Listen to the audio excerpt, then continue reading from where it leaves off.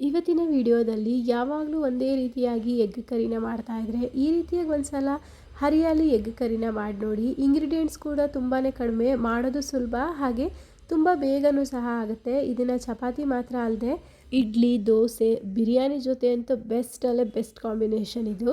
ಮೊಟ್ಟೆ ಇಷ್ಟಪಡೋರ್ಗಂತೂ ಈ ಒಂದು ಗ್ರೇವಿ ತುಂಬಾ ಇಷ್ಟ ಆಗುತ್ತೆ. ಒಂದ್ಸಲ ನಾನು ತೋರಿಸಿರೋ ವಿಧಾನದಲ್ಲಿ ಟ್ರೈ ಮಾಡಿ ನೋಡಿ, ತುಂಬಾ ರುಚಿಯಾಗಿರುತ್ತೆ. ಇದನ್ನು ಮಾಡೋದಕ್ಕೆ ನಾನಿಲ್ಲಿ 6 ಮೊಟ್ಟೆಗಳನ್ನ ಮೊದಲೇ ಬೇಯಿಸಿ ಈ ರೀತಿ ಸಿಪ್ಪೆ ತೆಗೆದು ಇಟ್ಕೊಂಡಿದ್ದೀನಿ. ಬೇಯಿಸಿರೋಂತಹ ಮೊಟ್ಟೆಗಳನ್ನ ಇದನ್ನೆಲ್ಲ ಈ ರೀತಿ ಕಟ್ ಮಾಡ್ಕೋಬೇಕು. ಬೇಡ ಅಂದರೆ ನೀವು ಫುಲ್ ಮೊಟ್ಟೆನೂ ಸಹ ಹಾಕೋಬೋದು. ಫುಲ್ ಮೊಟ್ಟೆ ಆದರೆ ಒಳಗಡೆ ಸ್ವಲ್ಪ ಸಪ್ಪೆ ಸಪ್ಪೆ ಇರುತ್ತೆ. ಹಾಗಾಗಿ ನಾನು ಒಂದು ಮೊಟ್ಟೆನ 2 ಭಾಗಗಳಾಗಿ ಮಾಡಿ ಇಟ್ಕೊಂಡಿದ್ದೀನಿ.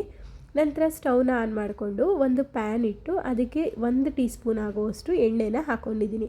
ಎಣ್ಣೆ ಜಾಸ್ತಿ ಹಾಕೋಬಾರ್ದು. ಎಣ್ಣೆ ಜಾಸ್ತಿ ಹಾಕಿದ್ರೆ ಮೊಟ್ಟೆ ಚಟಪಟ ಅಂತ ಸೌಂಡಾಗಿ ಸಿಡಿಯೋ ಚಾನ್ಸ್ ಇರುತ್ತೆ. ಹಾಗಾಗಿ ಸ್ವಲ್ಪ ಎಣ್ಣೆ ಹಾಕಿ 1/4 ಟೀ ಸ್ಪೂನ್ ಆಗೋಷ್ಟು ಉಪ್ಪು, ಅರ್ಧ ಟೀ ಸ್ಪೂನ್ ಆಗೋಷ್ಟು ಅಚ್ಚ ಪುಡಿ, 1/4 ಟೀ ಸ್ಪೂನ್ಗಿಂತ ಸ್ವಲ್ಪ ಕಡಿಮೆ ಅರಿಶಿನ ಹಾಕ್ಕೊಂಡಿದ್ದೀನಿ.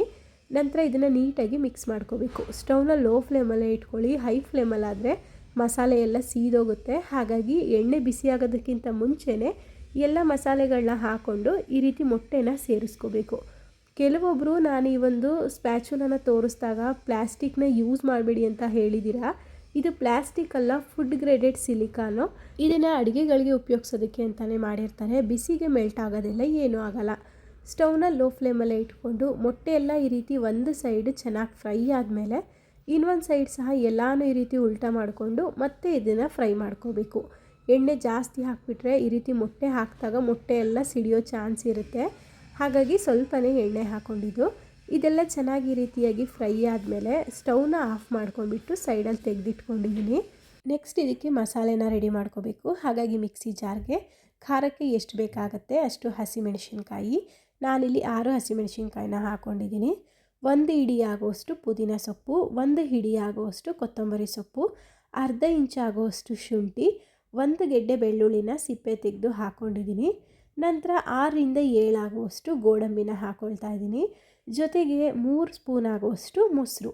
ಗೋಡಂಬಿ ಗ್ರೇವಿ ಥಿಕ್ನೆಸ್ಗಾಗಿ ಹಾಕ್ಕೊಂಡಿದ್ದೀನಿ. ಗೋಡಂಬಿ ಬೇಡ ಅಂದರೆ ನೀವು ಸ್ಕಿಪ್ ಸಹ ಮಾಡ್ಕೋಬೋದು.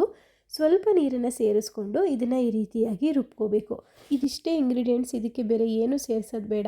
ಇಷ್ಟು ಮಸಾಲೆನೇ ನಾವು 5 ಜನಕ್ಕೆ ಆಗುವಷ್ಟು ಗ್ರೇವಿನ ಮಾಡ್ಕೋಬೋದು. ಈಗ ಸ್ಟವ್ನ ಆನ್ ಮಾಡಿಕೊಂಡು ಒಂದು ಬಾಣಲೆನ ಇಟ್ಕೊಂಡಿದ್ದೀನಿ. ಇದಕ್ಕೆ ಮೊದಲಿಗೆ ಒಂದು 4ರಿಂದ 5 ಸ್ಪೂನ್ ಆಗುವಷ್ಟು ಎಣ್ಣೆ ಹಾಕ್ಕೊಳ್ತಾ ಇದ್ದೀನಿ.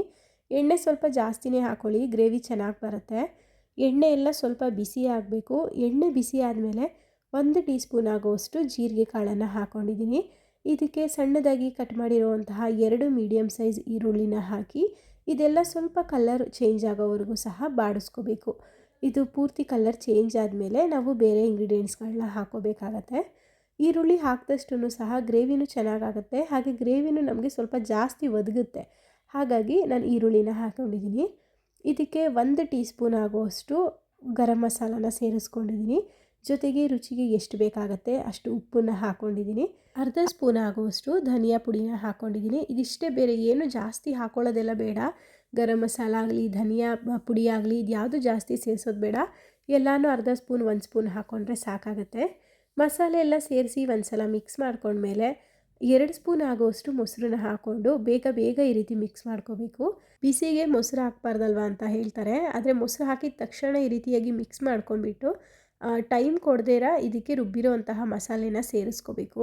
ರುಬ್ಬಿರೋ ಮಸಾಲೆ ಸೇರಿಸಿ ಇದನ್ನು ಚೆನ್ನಾಗಿ ಮಿಕ್ಸ್ ಮಾಡ್ಕೋಬೇಕು. ಆ ಮಸಾಲೆ ಎಲ್ಲ ಚೆನ್ನಾಗಿ ಫ್ರೈ ಆಗಿ ಸುತ್ತ ಎಣ್ಣೆ ಬಿಡ್ತಾ ಬರುತ್ತೆ, ಅಲ್ಲಿವರೆಗೂ ಮಿಕ್ಸ್ ಮಾಡ್ಕೋಬೇಕಾಗತ್ತೆ. ಇದನ್ನು ಈ ರೀತಿಯಾಗೆಲ್ಲ ಮಿಕ್ಸ್ ಮಾಡಿಕೊಂಡು ಸುತ್ತ ಎಣ್ಣೆ ಬಿಡ್ತಾ ಇದೆ ಅನ್ನೋ ಟೈಮಲ್ಲಿ ಜಾರ್ಗೆ ಸ್ವಲ್ಪ ನೀರನ್ನು ಸೇರಿಸ್ಕೊಂಡು ಇದಕ್ಕೆ ಹಾಕ್ಕೊಳ್ತಾ ಇದ್ದೀನಿ. ಜಾಸ್ತಿ ನೀರನ್ನು ಸೇರಿಸೋದು ಬೇಡ, ಗ್ರೇವಿ ಹದ ನೋಡಿಕೊಂಡು ನೀರನ್ನು ಹಾಕಬೇಕಾಗತ್ತೆ. ನಾನಿಲ್ಲಿ ಗ್ರೇವಿನ ತುಂಬ ಗಟ್ಟಿಯಾಗಿ ಮಾಡ್ಕೊಳ್ತಾ ಇರೋದ್ರಿಂದ ಜಾಸ್ತಿ ನೀರನ್ನೇನು ಸೇರಿಸಿಲ್ಲ. ಇದನ್ನು ಇವಾಗ ಚೆನ್ನಾಗಿ ರೀತಿಯಾಗಿ ಮಿಕ್ಸ್ ಮಾಡ್ಕೊಂಡ್ಬಿಟ್ಟು ಒಂದು ಲಿಡ್ನ ಕ್ಲೋಸ್ ಮಾಡಿ ಇದನ್ನು 5 ನಿಮಿಷ ಚೆನ್ನಾಗಿ ಕುದಿಸ್ಕೊಳ್ತಾ ಇದ್ದೀನಿ. ಸ್ಟವ್ನ ಲೋ ಟು ಮೀಡಿಯಮ್ ಫ್ಲೇಮಲ್ಲಿ ಇಟ್ಕೊಂಡು ಮಾಡಬೇಕು. ಹೈ ಫ್ಲೇಮ್ ಆಗೋದ್ರೆ ಸುತ್ತ ಎಲ್ಲ ಮಸಾಲೆ ಸೀದೋಗುತ್ತೆ. ಹಾಗಾಗಿ ಮೀಡಿಯಮ್ ಫ್ಲೇಮಲ್ಲಿಟ್ಟು ಕುದಿಸ್ಕೋಬೇಕು. ನೋಡಿ, ಇವಾಗ ಕುದಿ ಬರ್ತಾ ಇದೆ. ಇದಕ್ಕೆ ಇವಾಗ ನಾವು ಫ್ರೈ ಮಾಡಿ ಇಟ್ಟಿದ್ದಂತಹ ಮೊಟ್ಟೆ ಇತ್ತಲ್ವ, ಅದನ್ನು ಹಾಕ್ಕೊಳ್ತಾ ಇದ್ದೀನಿ. ಮೊಟ್ಟೆ ಸೇರಿಸಿದ ಮೇಲೆ ತುಂಬ ಬೇಗ ಮಿಕ್ಸ್ ಮಾಡ್ಕೋಬಾರ್ದು, ನಿಧಾನವಾಗಿ ಇದನ್ನು ಈ ರೀತಿಯಾಗಿ ಜಸ್ಟ್ ಒಂದು ಸಲ ಮಿಕ್ಸ್ ಮಾಡ್ಕೋಬೇಕು ಅಷ್ಟೇ. ತುಂಬ ಜಾಸ್ತಿ ಮಿಕ್ಸ್ ಮಾಡ್ಕೊಂಡ್ಬಿಟ್ರೆ ಬಿಳಿ ಭಾಗ ಮತ್ತು ಯೆಲ್ಲೋ ಕಲರ್ ಭಂಡಾರ ಎರಡು ಸಪ್ರೇಟ್ ಆಗಿಬಿಡುತ್ತೆ. ಹಾಗಾಗಿ ಈ ರೀತಿಯಾಗಿ ಒಂದು ಸಲ ಮಿಕ್ಸ್ ಮಾಡ್ಕೊಂಬಿಟ್ಟು ಒಂದು ಲಿಡ್ನೇ ಕ್ಲೋಸ್ ಮಾಡಿ ಇದನ್ನು ಮತ್ತೆ 5 ನಿಮಿಷ ಚೆನ್ನಾಗಿ ಕುದಿಸ್ಕೋಬೇಕು. 5 ನಿಮಿಷ ಆದಮೇಲೆ ನೋಡಿ ಮೊಟ್ಟೆನೂ ಅದ್ರದ್ದು ಉಪ್ಪು ಖಾರ ಮಸಾಲೆ ಎಲ್ಲ ಹೀರ್ಕೊಂಡಿರುತ್ತೆ. ಹಾಗೆ ಸುತ್ತಲೂ ಸಹ ಎಣ್ಣೆ ಬಿಡ್ತಾ ಇರುತ್ತೆ. ಯಾವುದೇ ಗ್ರೇವಿ ಆದ್ರೂ ಈ ರೀತಿ ಎಣ್ಣೆ ಬಿಡ್ತಾ ಇದೆ ಅಂತ ಅಂದರೆ ಬೆಂದಿದೆ ಅಂತ ಅರ್ಥ. ಈಗ ಸ್ಟವ್ನ ಆಫ್ ಮಾಡಿಕೊಂಡು ಕೊನೆಯದಾಗಿ ಸ್ವಲ್ಪ ಕೊತ್ತಂಬರಿ ಸೊಪ್ಪು, 2 ಹಸಿಮೆಣಸಿನ್ಕಾಯಿನ ಈ ರೀತಿ ಕಟ್ ಮಾಡ್ಕೊಂಡಿದ್ದೆ ಅದನ್ನು ಹಾಕ್ಕೊಂಡಿದ್ದೀನಿ. ಕೊನೆಯಲ್ಲಿ ಈ ರೀತಿಯಾಗಿ ಹಸಿಮೆಣಸಿನ್ಕಾಯಿ ಹಾಕೋದ್ರಿಂದ ಟೇಸ್ಟ್ ಚೆನ್ನಾಗಿರುತ್ತೆ. ಇದನ್ನೆಲ್ಲ ಹಾಕಿ ಒಂದು ಸಲ ಮಿಕ್ಸ್ ಮಾಡ್ಕೊಂಡ್ಬಿಟ್ರೆ ಆಯಿತು. ರುಚಿಯಾಗಿರುವಂತಹ ಹೋಟೆಲ್ಗಳಲ್ಲಿ ರೆಸ್ಟೋರೆಂಟ್ಗಳಲ್ಲಿ ಮಾಡುವಂತಹ ಮೊಟ್ಟೆ ಹರಿಯಾಲಿ ಗ್ರೇವಿ ರೆಡಿ ಆಗುತ್ತೆ. ತುಂಬಾ ಚೆನ್ನಾಗಿರುತ್ತೆ. ಒಂದು ಸಲ ನೀವು ಇದನ್ನು ಟ್ರೈ ಮಾಡಿದ್ರಿ ಅಂದರೆ ಖಂಡಿತ ಮತ್ತೊಮ್ಮೆ ಮಾಡ್ಕೊಂಡು ತಿಂತೀರಾ, ಅಷ್ಟು ಟೇಸ್ಟಿಯಾಗಿರುತ್ತೆ. ನೀವು ಸಹ ನಿಮ್ಮನೇಲಿ ಈ ರೀತಿಯಾಗಿ ಒಂದು ಸಲ ಮೊಟ್ಟೆ ಗ್ರೇವಿನ ಮಾಡಿ ನೋಡಿ. ಈ ವಿಡಿಯೋ ನಿಮಗೆ ಇಷ್ಟ ಆಗಿದ್ದರೆ ಒಂದು ಲೈಕ್ ಮಾಡಿ. ಹಾಗೆ ಮತ್ತಷ್ಟು ಈಸಿ ರೆಸಿಪಿಗಳಿಗಾಗಿ ನನ್ನ ಚಾನಲ್ನ ಸಬ್ಸ್ಕ್ರೈಬ್ ಮಾಡ್ಕೊಳ್ಳಿ. ನಾಳೆ ಮತ್ತೆ ಹೊಸ ವಿಡಿಯೋ ಹೊಸ ರೆಸಿಪಿ ಜೊತೆ ಸಿಗೋಣ.